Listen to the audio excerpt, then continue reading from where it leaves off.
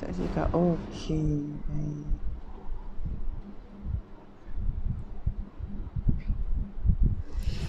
Baik, Assalamualaikum warahmatullahi wabarakatuh kepada tuan dan puan, rakan-rakan sekalian. Saya ucapkan selamat pagi. Assalamualaikum sekali lagi.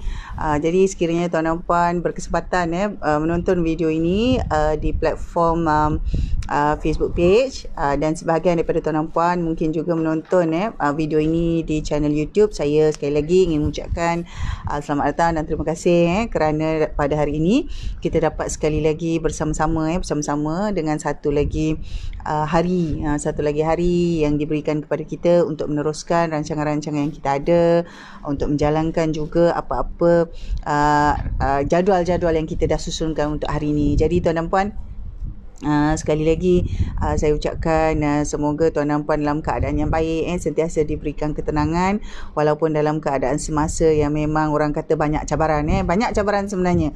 Jadi kalau kita nak listkan cabaran tu, mungkin cabaran itu listnya lebih panjang daripada senarai-senarai yang kita nak beli barang kat pasar raya.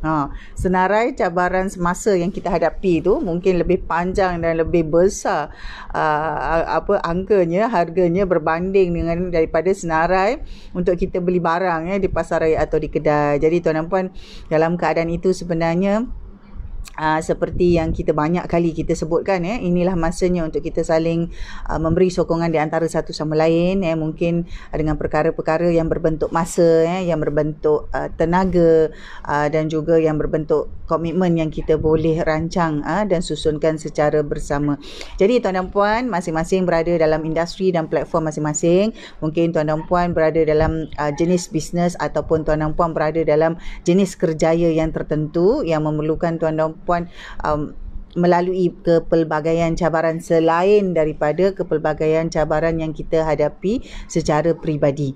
Jadi kesemua ni sebenarnya tuan dan puan merupakan satu lingkungan kehidupan yang saling berkait dengan satu dengan yang lain. Jadi sebagaimana sejauh mana kita tak nak kalau boleh kita tak nak fikir banyak sangat dan kita nak fokus kepada apa yang sedang kita buat. Tak nak hakikatnya realitinya apabila dia ada berkaitan antara satu sama lain, tak nak kita terpaksa fikir juga. Mungkin kan dalam keadaan semasa, contohlah kita kata ini adalah perkara hal si A, ini adalah perkara hal si B. Saya C, saya tak perlu ambil tahu A dan B. Tetapi hakikatnya realiti dalam kehidupan tuan dan puan, A dan B itu sebenarnya ada kaitan, ada impak dalam kehidupan kita. Jadi tak nak sikit atau banyak kita masih lagi perlu nak fikirkan hal orang lain pada masa yang sama, Jadi hari ini saya nak bawa satu pendekatan perbincangan kepada ada salah satu topik yang dibincangkan dalam beberapa kelas online, dalam beberapa sesi latihan tentang bagaimana kita nak mengawal atau nak mengurus diri, sama ada diri kita secara peribadi ataupun diri orang-orang yang berada dalam sekitar kita, terutama apabila kita jadi leader, terutama apabila kita mengetuai satu kumpulan. Jadi kalau katalah tuan dan puan bekerja, mungkin tuan dan puan mengetuai pekerja-pekerja tuan dan puan. Kalau tuan dan puan jadi majikan, mungkin tuan dan puan juga mengetuai staff-staff yang tuan lead sebagai majikan tu tadi. Jadi apakah sebenarnya beberapa perkara yang dilihat sebagai satu pendekatan untuk kita mengawal dan mengurus? Dia ada dua yang kita boleh buat sekaligus, iaitu kepada diri kita dan kepada orang lain. Jadi kalau dalam konteks kita kata keluarga pun sama. Kadang-kadang kita perlu mengurus, kita nak kawal juga keadaan tertentu. Kita sebut betul kita beri kebebasan kepada anak-anak, kepada ahli keluarga, tapi pada masa yang sama ada perkara-perkara yang kita perlu kawal, ada perkara-perkara yang kita perlu urus walaupun kita berikan kebebasan kepada anak-anak, ahli keluarga ataupun staf kita tu. Jadi sama dengan diri kita juga, walaupun kita nak beri kebebasan pada diri kita, ada perkara-perkara yang kita perlu kawal. Jadi kalau tuan dan puan lihat dalam keadaan semasa, sama ada tuan dan puan bercakap dengan kawan-kawan ataupun tuan dan puan melihat bagaimana senario kawan-kawan kita di platform-platform media sosial, kita boleh lihat kita boleh nampak ramai yang dalam keadaan tertekan, dalam keadaan susah. Saya tidak menafikan kerana kita sendiri semua termasuk saya juga mengalami situasi yang sama. Kita ada bahagian-bahagian kehidupan kita yang betul-betul mencabar. betul-betul mencabar. Sama ada kita kata sebagai mak, mungkin itu yang paling mencabar berbanding dengan kerja kita, ataupun kita kata kerja gitu tu yang lebih mencabar berbanding dengan situasi keluarga kita, ataupun kalau kita kata buat bisnes, keadaan itu yang paling mencabar berbanding dengan keadaan-keadaan lain. Jadi pendekatan yang saya nak bawa berbincang ini, mungkin tuan dan puan nanti boleh lihat semula dan boleh tonton rebroadcast video ini, dan tuan dan puan dapat orang kata memberi beberapa feedback ataupun input kepada apa yang tuan dan puan sedang lakukan. Jadi antara perkara pertama yang biasa kita boleh lakukan ataupun kita kata kita sarankan ataupun kita cuba nak buat ini, yang pertama sekali adalah tuan dan puan tentang perkara yang kita boleh lihat sebagai self evaluation. Apakah perkara-perkara yang kita kata boleh kita buat untuk mengawal ataupun mengurus diri ini, sama ada diri kita atau orang sekeliling kita. Yang pertama adalah tentang self evaluation. Maksudnya kita review kita punya pencapaian, kita review kita punya performance, kita review perkara-perkara itu. Jadi ada dua tuan dan puan bila kita review. Ada dua bila kita buat review itu, ada dua. Satu perkara yang kita tahu kita dah capai yang bagus. Satu lagi adalah perkara yang kita tahu tak bagus, yang belum kita capai ataupun belum kita buat. Jadi dua-dua kita kena lihat apabila kita buat self evaluation. Self evaluation tu kepada diri kita. Kalau katalah kita memimpin satu kumpulan ke satu syarikat, orang-orang yang kita pimpin itu juga perlu ada self evaluation. Jadi ada banyak cara lah. Kalau dalam syarikat mungkin tuan dan puan ada performance analysis, mungkin tuan dan puan ada apa orang kata performance review, appraisal ke apa, itu semua tuan dan puan adalah alat-alat untuk tuan dan puan lakukan, gunakan. Jadi kalau macam untuk diri sendiri, mungkin kita juga buat review apakah perkara-perkara yang kita sudah capai, apakah perkara-perkara yang kita rancang nak buat tapi tak buat, atau perkara yang kita perlu buat tapi kita belum buat. Jadi itu adalah sebenarnya satu orang kata proses self evaluation. Sama ada kita nak buat dengan diri kita sendiri ataupun dengan orang di sekeliling kita ataupun staff-staff kita tadi. Jadi pendekatannya sama, cuma cara yang kita gunakan itu dan kepada siapa yang kita gunakan itu saja yang kita susunkan semula. Jadi ini adalah salah satu perkara yang kita sebut sebagai satu pendekatan macam mana kita nak kawal dan kita nak urus keadaan semasa. Dalam keadaan semua orang tertekan, dalam keadaan semua orang mendapati banyak perkara menjadi semakin sukar. Jadi itulah antara perkaranya self evaluation. Jadi apabila kita nampak perkara-perkara yang baik yang kita dah capai, alhamdulillah, jadikan dia sebagai satu senarai kesyukuran yang kita kata ini pencapaian. Kita perlu raikan, kita perlu celebrate. Kalau ada perkara-perkara pula yang kita kata belum buat ke apa, itu adalah improvement, perkara-perkara yang perlu kita baiki. Itu yang pertama. Baik, Assalamualaikum warahmatullahi wabarakatuh. Kepada rakan-rakan yang berkesempatan untuk bersama dalam video ini, saya ucapkan terima kasih. Tetapi sekiranya tuan dan puan menonton video ini secara rebroadcast sekalipun, kita boleh sama-sama masih terus mendapatkan input-input, dan tuan dan puan boleh reflect sama-sama pada masa yang sama. Sebenarnya saya juga menjalankan refleksi ini pada masa yang sama. Jadi yang kedua tuan dan puan, yang kedua kita boleh lihat tentang bagaimana kita boleh berkongsi dengan yang lain. Maksudnya kalau macam kita kata kita ada satu kumpulan, kita ada satu kumpulan, kita ada satu grup yang kita tengah jaga, ataupun kita kata kita lead staff-staff kita tu, berikan ruang untuk berkongsi. Maksudnya sharing session. Apakah yang mereka nak beritahu kita, apakah yang mereka nak kongsikan. Kalau orang selalu sebut sebagai luahan kan, luahan. Jadi kita kata dapatkan maklumat-maklumat tu. Jadi macam kita sendiri, kita pula katalah kita nak share dengan siapa, jadi kita share dengan kita punya staff, kita punya team, kita punya kawan-kawan. Jadi salah satu platform kalau tuan dan puan kata nak share ni tadi adalah banyak, terutama di media sosial. Jadi sama ada tuan dan puan lebih suka menulis ataupun tuan dan puan gunakan platform video, tuan dan puan masih boleh gunakan untuk berkongsi. Jadi Ustaz Saiful, Waalaikumsalam. Jadi insya-Allah, jadi keadaan itu apabila kita kata kita berikan ruang untuk berkongsi, bukan hanya kita beri ruang orang untuk berkongsi dengan kita, tapi kita pun berkongsi dengan orang sama. Jadi kita sama-sama ada satu ruang untuk berkongsi. Itu adalah salah satu pendekatan untuk kita mengurus ataupun kita nak mengawal keadaan. Jadi kalau tuan dan puan perlu tulislah. Kadang-kadang tuan dan puan kata, saya nak membebel, I'm just ranting. Tak apa. Tulislah. Kalau tuan dan puan kata saya perlu cakap lah ni, saya ada benda yang saya perlu maklumkan, dalam bentuk video, teruskan buatlah. Jadi kita susunkan keadaan itu supaya kita dapat mengawal dan mengurus bukan hanya diri kita tetapi orang-orang di sekeliling kita. Jadi caranya sama ada di dalam dalam kelompok tertutup, dalam syarikat kita sahaja ataupun secara umum, secara publik. Kalau macam tuan dan puan menulis surat terbuka ke apa, sekiranya itu satu caranya tuan dan puan untuk tuan dan puan kata ini adalah satu cara saya kena share juga keadaan ini, buatlah tuan dan puan. Buatlah surat terbuka ke, video terbuka ke, boleh buat sahaja. Jadi kita perlu menyusunnya. Kita yang perlu nak letakkan dia tu macam mana. Sama ada ia adalah teks bertulis, ada berbentuk surat rasmi, ataupun dia adalah teks bertulis di media sosial, ataupun kita kata kita buat video, kita buat talk, ataupun kita kata buat perbincangan. Teruskan tuan dan puan. Kerana ini adalah salah satu cara untuk kita mengawal dan mengurus diri kita dan juga orang-orang ataupun tim yang kita sedang ketuai itu tadi. Jadi buatlah tuan dan puan, kerana itu adalah memang salah satu pendekatannya. Yang kedua iaitu berkongsi, sharing. Kena share the responsibility, share the space, give some ownership to others as well.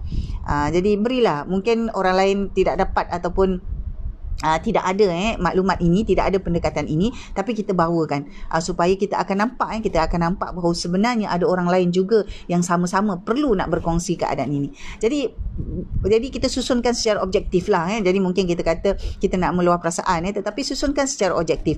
Tuan dan puan boleh nampak ramai terutama di Facebook dan media sosial, aktivis seperti Syed Azmi. Beliau juga banyak berkongsi itu sebenarnya di social media. Jadi bila beliau berkongsi itu sebenarnya dia memberikan peluang kepada kita untuk sama-sama own the situation, own the solution. Sama-sama ada ownership kepada senario ataupun movement yang dia buat, walaupun sebenarnya mungkin dia yang buat, tetapi bila dia share tu kita ada sama-sama rasa kebersamaan.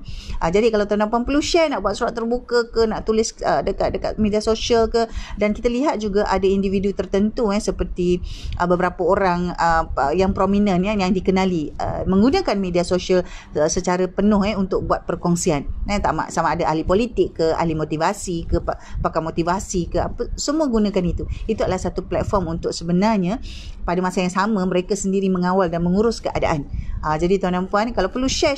Pilih platform tu. Surat terbuka ke, nak letak kat mana surat tu, sama ada di video ke ataupun dalam teks, buat. Tuan dan puan, ini adalah pendekatan yang kedua. Yang ketiga tuan dan puan, salah satu lagi adalah untuk kita memberi input maklum balas, feedback dalam yang berbentuk orang kata forum-forum ataupun yang dalam bentuk diskusi. Jadi kalau tuan dan puan ada kapasiti sendiri untuk beri feedback begini, tuan dan puan, sama ada tuan dan puan buatnya secara formal ataupun informal. Kalau tuan dan puan untuk syarikat, mungkin tuan dan puan buat secara dalaman. Tapi kalau tuan dan puan kata ini untuk masyarakat, untuk diri saya, untuk masyarakat, komuniti, mungkin dia akan dibuat secara publik, mungkin menggunakan media sosial. Jadi ini semua diurus. Tapi yang penting adalah pendekatannya untuk kita communicate.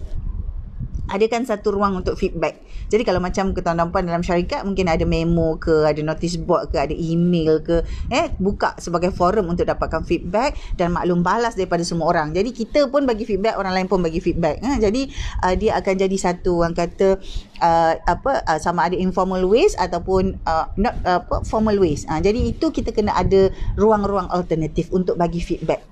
Bagilah feedback tuan dan puan. Jadi kalau biasa tu kan bagi feedback, hantar message, hantar email. Jadi buatlah, kerana itu adalah satu perkara pendekatan untuk kita mengawal dan mengurus diri dan kumpulan kita. Diri itu diri sendiri, tapi kalau kumpulan tu mungkin kita ada staff. Kita ada staff ke, kita ada team ke, ataupun kita kalau tak staff pun mungkin team agent ke, team stokis ke, apa-apalah yang tuan dan puan sedang lead sekarang ni. Jadi ini konteks pendekatan apabila kita sebut tentang mengawal dan mengurus diri dan juga kumpulan. Itu pendekatan yang ketiga. Yang keempat tuan dan puan, kita bawa kepada problem solving. Kadang-kadang tuan dan puan, bila kita sendirian ataupun kita kata kita nak evaluate seorang-seorang ni, susah, kita tak dapat idea tu jadi bila problem solving ini, bila kita nak mengawal, nak mengurus ni tadi tuan dan puan, ada kalanya perkara tu tak jelas, dia macam tersembunyi. Jadi apabila kita kata kita fokus kepada problem solving ini, sebenarnya kita perlu ada satu perkara yang kita sebut sebagai, kita boleh lihat sebelum dia datang, kita boleh agak sebelum dia datang. Dia macam hujan, kita baca kaji cuaca, contoh weather forecast, kemudian kita tengok cuaca, mungkin dia gelap, nampak ada matahari tapi gelap, apakah ada kemungkinan hari ini akan hujan pada bila-bila masa. Jadi kita boleh foresee dan fokus. Jadi untuk itu kita kata okey, bawa baju hujan, bawa payung, dan seumpama dengannya. Maksudnya ada persediaan. Jadi bila kita sebut tentang problem solving ini, biasanya kita akan melihat kepada masalah yang ada. Kalau tak ada masalah, kita cari masalah pula kan, sebab kita kata kita nak fokus pada problem solving. Tapi sebenarnya apabila kita nak mengawal dan mengurus diri kita, itu adalah lebih baik. Betul, ada masalah, kita memang fokus pada problem solving, tapi pada masa yang sama adalah lebih baik untuk kita foresee ataupun fokus keadaan itu lebih awal. Katalah contoh, kita dah fokus, dah foresee, dah akan ada perubahan-perubahan lagi, polisi-polisi yang akan dibuat oleh kerajaan yang tak menentu sekarang ni. Jadi bila kita foresee itu, jadi kita pun kata kita tak tahu nak buat apa, kita kata kan. Jadi kita fokus, okey, kalau kita tak tahu nak buat apa yang kita boleh buat sekarang ni. Jadi kita buat. Jadi persediaannya antaranya adalah orang kata kita melihat kepada apa yang sesuai dengan keadaan kita. Itu yang kita perlu untuk bercakap-cakap dengan orang lain, tuan dan puan. Kita perlu ada orang kata, sama ada kita nak mengawal dan mengurus diri ni, sama ada kita secara sendirian atau berkumpulan, kita kena ada orang di sekeliling kita. Kita kena bina juga kita punya support system. Jadi kalau tuan dan puan dalam syarikat, dalam organisasi, lebih mudah kerana tuan dan puan dah ada orang-orang tu. Tapi kalau tuan dan puan ditakdirkan masih bersendirian, contoh tuan dan puan buat kerja-kerja secara freelance, masih bersendirian, tuan dan puan gunakan platform kumpulan ataupun grup-grup yang tuan share, tuan join itu tadi, untuk mendapatkan orang kata perbincangan macam mana kita nak dapatkan solusi-solusi ni yang kadang-kadang dah ada tapi kita tak nampak. Jadi itu yang sekarang ni ramai orang bercakap tentang Clubhouse. Jadi masuk, mendengar input-input, dan kemudian bila dengar tu sebenarnya kita berfikir. Bila kita fikir, kita akan dapat beberapa reflection yang kita boleh guna untuk diri kita ataupun untuk organisasi kita. Dan juga ada ramai yang macam berada di secara online, membaca artikel, masuk latihan-latihan secara online, masuk program-program. Ini sebenarnya adalah salah satu cara untuk tuan dan puan mendapatkan solusi tadi. Tetapi kalau nak fokus, carilah satu ruang yang betul-betul sesuai untuk tuan dan puan fokus kepada problem solving tu tadi. Sebab kalau kita mencapar banyak sangat, nanti kita penat kan. Jadi kita boleh fokus. Kita boleh fokus dalam satu fokus group ataupun fokus kepada mentor ataupun coach yang kita dah engage tu tadi untuk fokus kepada problem solving tu tadi. Itu pendekatan yang keempat. Yang terakhir sekali tuan dan puan, pendekatannya apabila kita kata nak mengurus diri kita, nak mengurus ahli dalam kumpulan, tuan dan puan mesti ada satu mekanisme untuk stress release. Take a break, relax. Kalau kita tengok kan, tim kita tu macam dah penat, bagi masa untuk dia rehat. Give people break, tuan dan puan. Jadi bagi masa untuk bermain, mungkin bagi masa juga untuk kawan-kawan, apa orang kata, kawan-kawan tengok movie, boleh kita share link movie yang bagus. Jadi perkara-perkara sebegitu sebenarnya antara mekanisme untuk kita membantu diri kita dan orang sekeliling kita untuk release stress tu tadi. Mesti ada take a break, tuan dan puan. Kalau perlu tengok apa orang kata drama Korea tu, tengoklah. Kalau tuan dan puan perlu tonton movie dekat Netflix tu, tontonlah. Kalau perlu tengok TV, tengok drama tengok drama swasta, drama pilihan minggu ini, tengoklah tuan dan puan. Sekiranya itu adalah antara salah satu mekanisme untuk stress release. Jadi orang kata mind, body and soul. Jadi untuk pengurusan orang kata peribadi, maksudnya meditasi, pendekatan kita kepada Allah, itu saya yakin tuan dan puan memang dah ada. Saya tak nak sentuh bab-bab itu kerana itu juga adalah salah satu mekanisme untuk kita release stress kita. Tuan dan puan bangun tahajud, munajat, apa semua itu saya tak nak sentuh kerana saya yakin tuan dan puan semua akan buat.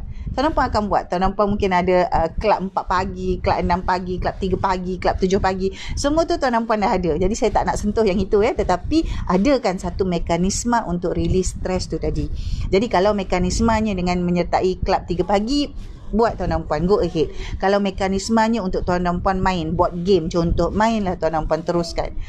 Jadi dia perlulah menjadi satu mekanisme untuk release stress, bukan satu mekanisme untuk menjadikan kita malas pula. Sebab kadang-kadang tuan dan puan ada perkara-perkara yang kita asalnya mekanisme untuk release stress tetapi menjadikan kita addicted, menjadi kita orang katalah tonton drama Korea tu kan. Jadi kadang-kadang sehari saya tengok drama Korea je. Jadi itu adalah satu perkara yang tak bagus juga. Jadi tuan dan puan kena kena fokus kepada mekanisme. Kalau kita kata mekanismenya adalah untuk release stress, dia mesti ada tempoh, ada had, ada masa-masanya. Bukannya sepanjang masa nanti kerja tak siap. Kalau tuan-tuan asyik tonton video saja, asyik main saja, asyik pergi tengok movie saja, nanti kerja-kerja tak siap pula. Jadi ini adalah orang kata mekanisme saja untuk release stress. Jadi banyak. Mungkin tuan-tuan menulis, mungkin tuan-tuan berjumpa dengan kawan-kawan yang positif dan produktif. Itu antara salah satu perkara yang boleh digunakan juga mekanisme untuk release stress. Jadi tuan-tuan dalam perbincangan kali ini sebenarnya saya dah bawa 5 pendekatan untuk tuan-tuan gunakan untuk mengawal ataupun mengurus diri dan juga kumpulan, maksudnya orang-orang di sekeliling. Jadi kalau dengan release stress tu mungkin untuk makan kek, jamuan makan buatlah, tetapi tak bolehlah makan kek hari-hari. Tak bolehlah makan kek banyak sangat jadi dia jadi untuk kesihatan tak bagus pula. Jadi itu semua perlu disusun. Jadi 5 perkara yang saya dah kongsikan hari ini adalah tentang kita adakan self evaluation, kemudian kita adakan sharing, kita adakan feedback sessions, feedback platforms, dan juga kita fokus kepada problem solving, dan akhir sekali mesti ada satu mekanisme untuk kita release stress. Jadi tuan-tuan puan, sesungguhnya tuan-tuan puan, apa-apa sahaja senario atau situasi yang tuan sedang lalui, tuan-tuan puan sedang lalui, percayalah bahawa orang lain juga ada situasi dan senario yang serupa, tetapi cabaran mereka mungkin dalam konteks berbeza. Kalau katalah kita buat bisnes, cabaran kita mungkin ada banyak juga. Kadang-kadang cabaran tu ada di bahagian sales marketing, cabaran tu di bahagian modal, cabaran tu di bahagian orang, cabaran itu di bahagian sistem, cabaran tu di bahagian-bahagian lain. Tetapi cabarannya itu masih ada, masih ada. Jadi mungkin ada setengah orang kita tengok mungkin dia tak buat bisnes tapi dia bekerja. Sebenarnya dia bekerja itu pun ada cabaran. Jadi kita tidak, orang kata pendekatan kita mestilah melihat kepada keadaan semasa, dan bila kita nak survive, bukan kita sahaja yang nak survive. Kalau kita survive kita seorang, orang lain semua mati pun tak guna, kerana akhirnya kita hidup ini bersama-sama dengan orang lain. Jadi apabila kita cakap tentang survival, kita perlu juga melihat dalam konteks ataupun kacamata pihak yang pelbagai. Jadi kalau kita dalam keadaan tertekan, tuan-tuan puan, pihak yang kedua, pihak ketiga, keempat juga sebenarnya ada tekanan. Jadi kita memang banyak perlu berlapang dada dalam keadaan ini. Memang kita perlu banyak berfikir secara objektif, supaya kita dapat mengelakkan daripada perkara-perkara emosi, perkara-perkara yang akan mengganggu gugat kepada kita punya ketenangan dan kita punya kestabilan mental dan juga spiritual. Jadi untuk itu tuan-tuan puan, sekali lagi tuan-tuan puan, semoga segala urusan yang tuan-tuan puan rancang ini sentiasa berada dalam keadaan baik, sentiasa diberikan kekuatan, sentiasa diberikan ketenangan. Yang paling penting itu ketenangan, ya tuan-tuan puan. Bila dalam keadaan tenang, kita boleh buat self evaluation, kita boleh buat sharing, kita boleh bagi feedback yang bagus, kita boleh fokus kepada problem solving, dan kita boleh bina satu mekanisme untuk release stress. Bukan kita sahaja, malah orang-orang di sekeliling kita. Jadi untuk itu tuan-tuan puan, saya ucapkan terima kasih. Boleh teruskan untuk menonton video-video yang lain. Jadi saya ucapkan semoga segalanya berjalan dengan baik. Kita sama-sama berdoa untuk perkara yang lebih baik esok, insya-Allah, berbanding hari ini. Assalamualaikum, dan kita jumpa lagi dalam video akan datang.